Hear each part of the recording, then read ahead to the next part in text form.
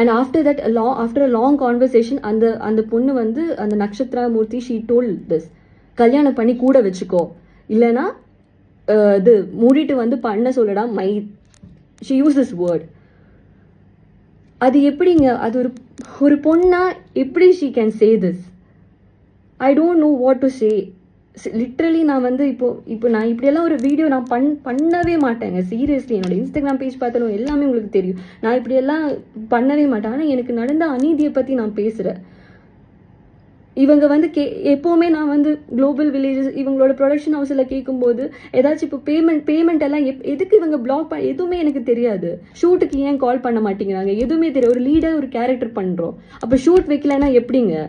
கேட்டால் இல்லைம்மா நெக்ஸ்ட்லேருந்து தான் உங்களோட இது கேரக்டர் டெவலப் ஆகும் சொல்லிகிட்டே இருந்தாங்க. 7 to 8 months இப்படி பொய் சொல்லிட்டு இருந்தாங்கங்க.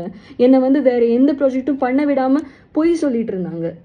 7 to 8 months, இட்ஸ் நாட், அந்த ஒரு பீரியட் ஒரு ஆர்டிஸ்டோட லைஃப்ல ஒரு சின்ன ஒரு விஷயமே கிடையாதுங்க.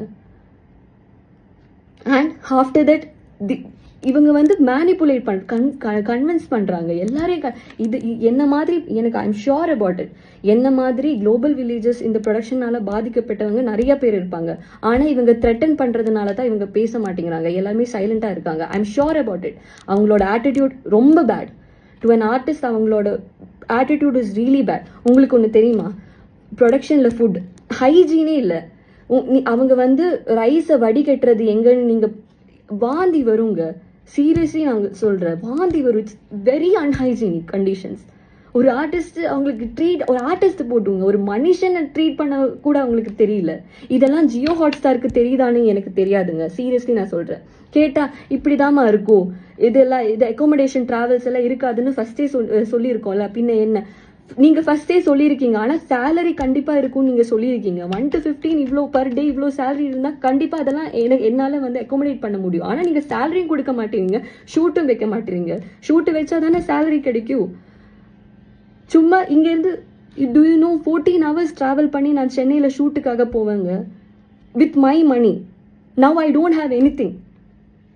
சும்மா அங்கே பேக்ரவுண்டுக்கு நிற்க நான் வந்து 14 hours ட்ராவல் பண்ணி நான் போவேன். என்னோட ஹெல்த் கண்டிஷன் எல்லாமே கொலாப்ஸ் ஆச்சு இவங்கனால.